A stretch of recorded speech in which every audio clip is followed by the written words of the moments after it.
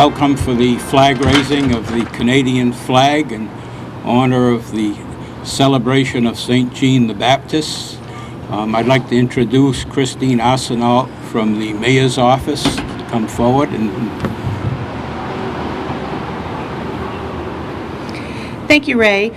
I'm Kristine Arsenault, and I'm here on behalf of Mayor Jon Mitchell, who is unfortunately at the U.S. Conference of Mayors meeting out of town and could not join us today.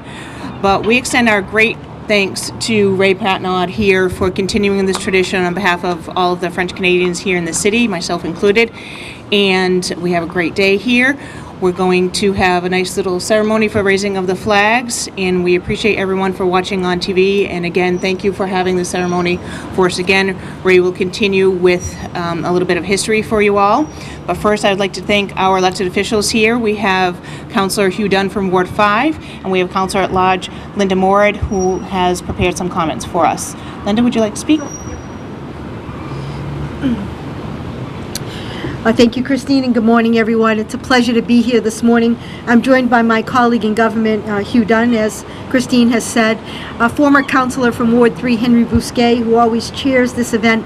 Unfortunately, today couldn't join us. I know he would like to be here. This is an annual tradition, one of many flag raisings here in the city of New Bedford, where we celebrate our community and our cultural heritage. And we come together each time we raise a flag from one of the countries that is represented by a core group of our citizenry. We've done the French flag raising now for many, many years. It's an absolutely wonderful ceremony where we remember those of our community that are of the French heritage, and we celebrate their holiday as we do others. So today, this Lebanese girl is a French person, and I'll look forward to the weekend activities that we will have. I thank Ray Patnaud and the members of the committee who have kept this tradition alive over the years. We look forward to the weekend celebrations, and we hope that many members of the community will join us at the Nauset Square Memorial on Sunday morning at 10:30. Thank you very much, and it's a Viva la France? Is that right? I got it, okay.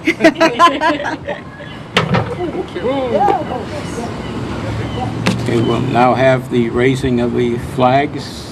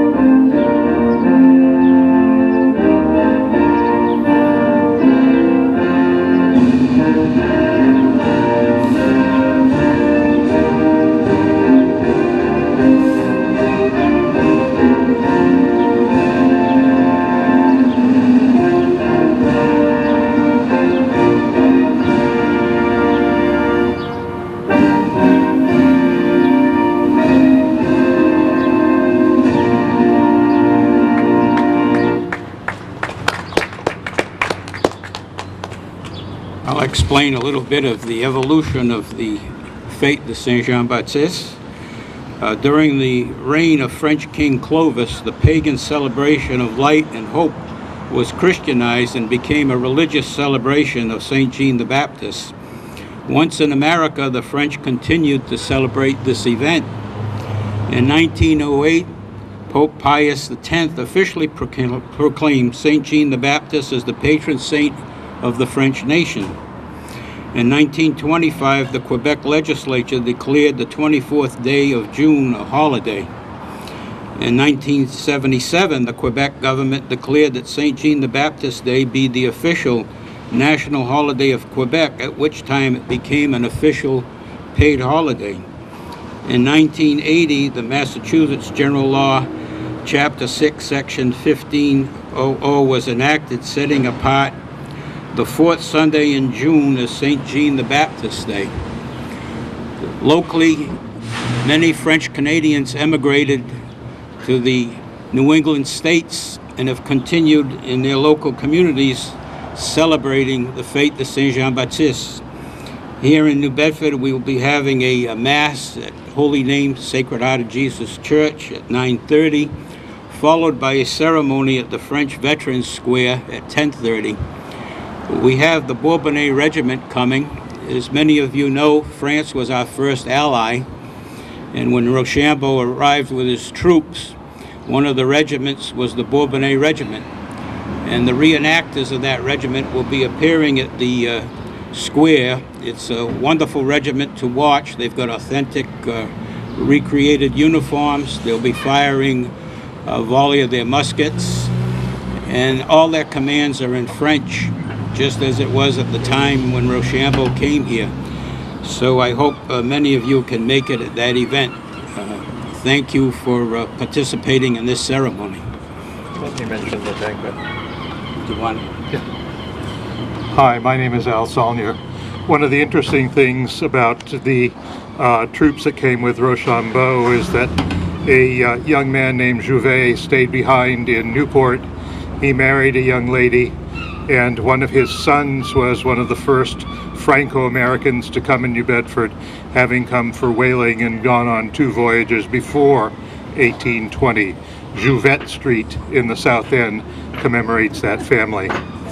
I'm Saulniers. I'm representing the League of Franco-Americans, and Sunday at 12:30 at the Wamsutta Club, the League is having a banquet. It's its 99th celebration in New Bedford of the Feast of St. John the Baptist.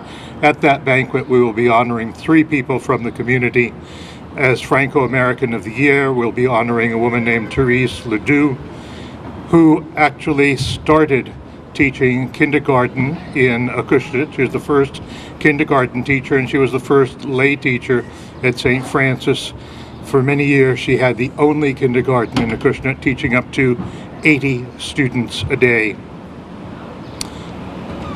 She retired after 30 years of teaching to take care of a terminally ill husband, and after he passed, went back to work at St. Francis in the office as a volunteer.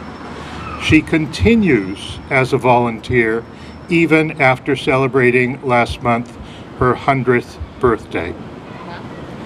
We'll also be honoring as Franco-American Veteran of the Year a man named Bill Como, a much decorated Vietnam War veteran, who in his retirement got into regimental histories.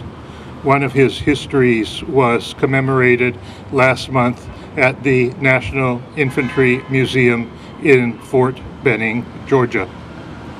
And the third honoree is a man named Leon Branchon, who was probably the kind of French Canadian we shouldn't be. In grammar school, he was a truant and didn't get along very well with the nuns at Holy Rosary, so his parents put him into an orphanage in Fall River, where the school was just down the hall. So after he got used to going to school on a daily basis, he came back to New Bedford, finished 8th grade, and then decided that was it. So he worked with his dad until he joined the Navy. While in the Navy, he got a GED, and after he got out of military service, decided he liked drafting, so he became a draftsman, working with a number of local studios, and then later on taught drafting at BCC. Had his own independent studio, and when he retired from that, he could not keep his hands from working, and he decided to become a wood carver. And he's being honored as Franco-American Artisan of the Year for doing some fantastic things, including Western scenes, a model railroad, an amazing merry-go-round, and storefronts, many of which look like old storefronts in New Bedford, some of which have French-Canadian or Acadian names. And so those are the kinds of things we're doing on Sunday. It's a little bit too late now to get tickets, but these people will also be honored at the Franco-American Square at 10:30. So we'll see you there. Thank you.